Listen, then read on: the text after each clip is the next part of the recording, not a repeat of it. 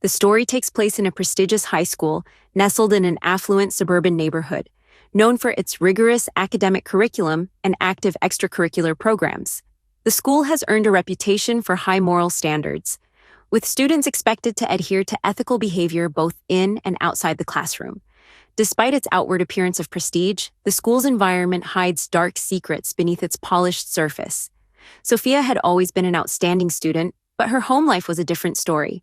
Raised in a broken family where emotional neglect was common, Sophia felt invisible in every aspect of her life. Her parents' strained relationship left her with little support, and she often sought solace in her studies, excelling in every subject. At school, however, her academic achievements were often overshadowed by more outgoing and socially confident students, making her feel increasingly isolated. Her classmates didn't seem to care about the quiet, bookish girl who spent most of her time in the library, away from social events and gossip. She had no close friends, and the emotional void she felt at home extended to school. Despite her excellent grades, she was never seen for who she truly was, a young girl struggling with deep emotional pain. It wasn't long before teachers began noticing her intelligence and potential. Mr. Turner, a respected history teacher, started offering her extra help after class, praising her work and suggesting that she could accomplish great things if she applied herself. At first, Sophia was grateful for the attention. She had never been one to stand out, so the idea that someone recognized her for more than her grades was comforting. However, as Mr. Turner's attention increased, so did his personal interest in her. What started as innocent mentorship slowly became more invasive, with Mr. Turner beginning to ask her personal questions about her life, her family, and her struggles. His compliments, which had initially seemed genuine, began to feel more inappropriate. Around the same time, Ms. Blake, the art teacher, also started paying more attention to Sophia. Ms. Blake was charismatic and confident, and her initial encouragements felt like a breath of fresh air. She took a special interest in Sophia's art projects, spending extra time with her after class, offering advice and discussing personal topics. Sophia had never felt this kind of attention from anyone before, and she became more attached to Ms. Blake.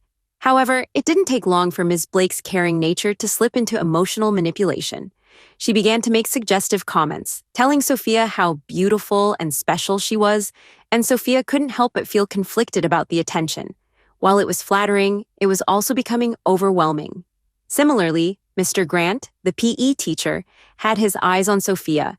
He was younger, fit, and always eager to charm the students with his playful personality. He would often flirt with Sophia, joking around in ways that made her feel awkward but also strangely validated. At first, Sophia brushed it off as harmless, but his constant comments and attempts to touch her or get close to her began to feel inappropriate. Yet she found herself craving his attention, as if it were the only form of validation she could get. She was caught in a cycle, wanting his approval but simultaneously feeling uncomfortable by his behavior. The situation took another turn when Ms. Dawson, the language arts teacher, became involved. Ms. Dawson was older with a nurturing personality that made her easy to talk to. She often asked Sophia about her home life, offering words of comfort and support. As the weeks went by, Sophia began to confide in Ms. Dawson, sharing her emotional struggles. But Ms. Dawson, too, crossed a line. She began to give Sophia special treatment, staying late to talk about personal matters and offering hugs and reassurances that seemed more intimate than what was appropriate for a teacher-student relationship. Finally, there was Mr. West, the veteran teacher with a troubling reputation. He had been at the school for many years and had a history of inappropriate behavior with students, though he had managed to avoid any serious consequences. When he began to target Sophia, she was already emotionally vulnerable, and his manipulative actions were the tipping point. He made Sophia feel as though she was the only one who truly understood him, but in reality, he was using her for his own twisted gratification. Sophia felt trapped, caught in a web of manipulation from the very people who were supposed to help her. They each used their position of power to exploit her emotionally, mentally, and sometimes physically. She began to feel increasingly isolated, her sense of self-worth diminishing as the adults in her life treated her as an object for their own desires. Her once promising future was now tainted by the overwhelming sense of Sophia's increasing sense of isolation were filled with emotional turmoil and confusion. Each encounter with the teachers deepened her feelings of betrayal, and the guilt and shame she felt only grew stronger as their manipulative behaviors became more apparent. Sophia, who had once been a promising student, now found herself consumed by anger and feelings of powerlessness. The trust she had once placed in these authority figures had been shattered, and she felt that no one cared enough to protect her from their abuse. One evening, as she sat alone in her room, reflecting on everything she had endured, Sophia's anger began to coalesce into something more dangerous. She felt as if she had been reduced to nothing more than a tool for their pleasure, their power play, and their manipulation. She wanted to make them feel the same helplessness and vulnerability she had felt during those dark months. Sophia's decision was clear. She would get revenge. To achieve her goal, she began researching HIV, its transmission methods, the risks, and how it could be contracted. She was methodical, careful, and detached as she learned everything she could. Sophia justified her plan in her mind. The teachers had crossed a line, exploiting her trust and using her for their own satisfaction. She saw no other way to retaliate, no other way to make them feel the powerlessness that had been forced upon her. She wasn't just angry at their actions, she was angry at their hypocrisy, at their positions of authority, their ability to manipulate, and the fact that they had gotten away with it all. As she delved deeper into her research, she began to craft a plan. It would be the perfect revenge. The teachers would never see it coming. The setup, luring the teachers. Sophia knew she needed to act carefully. She couldn't afford to raise any suspicion. She was no longer the innocent, trusting student they once saw her as. She had become someone they would underestimate. To execute her plan, she would have to be methodical and patient. The first part of her plan involved luring each teacher into a private meeting. She carefully chose her approach for each one.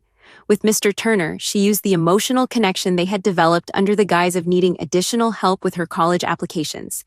He had always been the one to offer private sessions, so this didn't raise any red flags.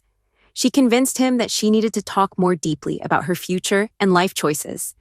He didn't suspect that this meeting would be different. For Miss Blake, she knew that the art teacher had already been making flirtatious advances. Sophia played into the teacher's desire to offer guidance on an upcoming art project, using it as a pretext to meet after school hours. Ms. Blake had always been passionate about art, and the idea of helping Sophia with a special project allowed her to justify another private meeting with the vulnerable student. As for Mr. Grant, Sophia took advantage of his flirtations. She claimed that she wanted help improving her fitness, using his role as the PE teacher to arrange a private training session. Sophia carefully controlled the situation, setting up an environment where he would feel comfortable and confident enough to overlook any boundaries. Ms. Dawson, the language arts teacher, had always been nurturing and kind toward Sophia, offering her a sense of security. Sophia arranged to meet her under the guise of wanting to talk about her college application essay, knowing that Ms. Dawson would want to offer her guidance. Sophia was careful not to raise any suspicions, playing on the emotional connection they had built over time. Lastly, Mr. West, the veteran teacher with a reputation for inappropriate behavior, had already made his advances towards Sophia, and she knew he would be the easiest to manipulate.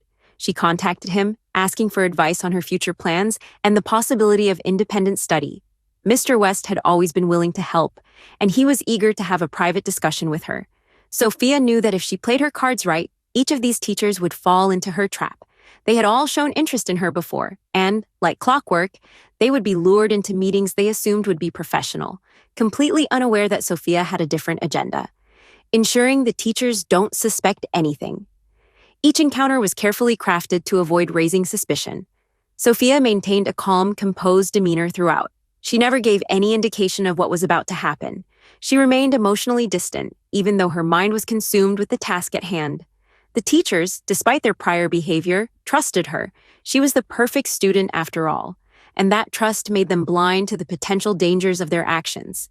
Before each meeting, Sophia took precautions to ensure she would not leave any evidence of what was happening. She had researched methods of HIV could be transmitted without being detected immediately, and she knew exactly how to execute the plan. She made sure that during each encounter, she would engage in unprotected sexual activities with each teacher, never revealing her true intentions. She was careful, calculating, and deliberate in her actions. Sophia knew that once the deed was done, the teachers would never suspect her. Each one would think they were in control, that they were acting on their desires with a willing participant. But in reality, it was all part of her carefully designed plan to exact revenge on the people who had exploited her for their own benefit. After executing her carefully crafted plan, Sophia felt a sense of cold satisfaction. But it was not enough for her to simply have the teachers suffer privately. Her pain, her suffering, had to be known. The world had to see them for who they truly were: manipulative, exploitative, and deserving of punishment. She had endured so much in silence, and now it was time for the truth to come to light. Sophia decided to take the final step in her plan. She gathered all the evidence of the teachers' actions with her: explicit photos, text messages, and recordings of their intimate encounters. She had captured everything. She ensured that each piece of evidence clearly demonstrated the manipulation and exploitation she had faced. She meticulously compiled the files and sent them anonymously to the school administration, with a brief note outlining the teachers' actions. But Sophia didn't stop there. She knew that the truth needed to be out in the open, beyond the walls of the school. So she also sent the evidence to local news outlets, making sure the media would pick up on the scandal. By sending the materials to both the school and the press, Sophia ensured that her story would be heard by a much larger audience, and the consequences for the teachers would be far-reaching. The public outcry, a school in shock.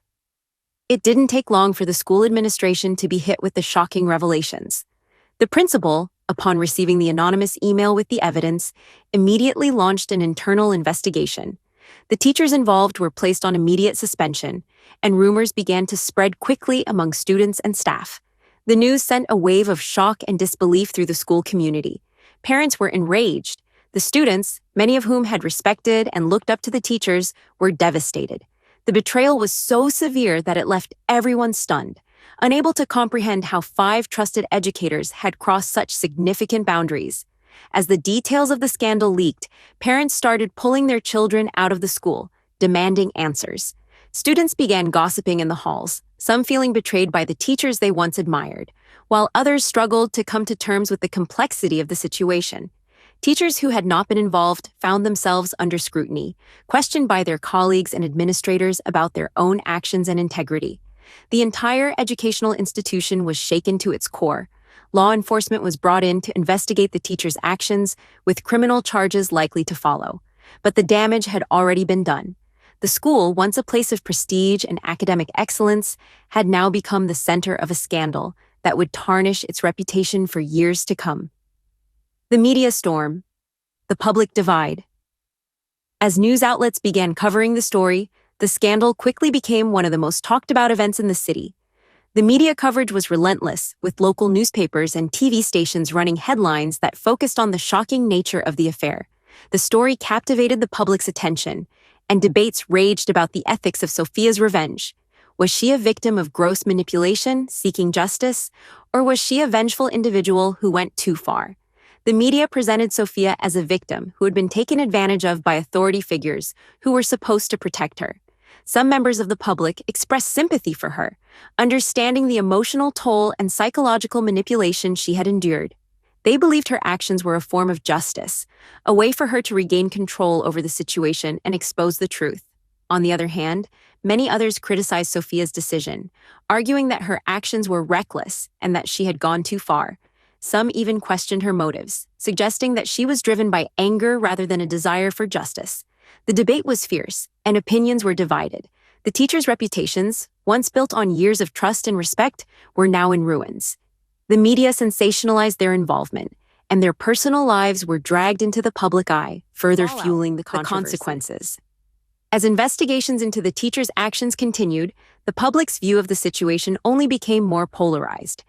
In the meantime, the teachers who had been caught in the scandal faced the consequences of their actions.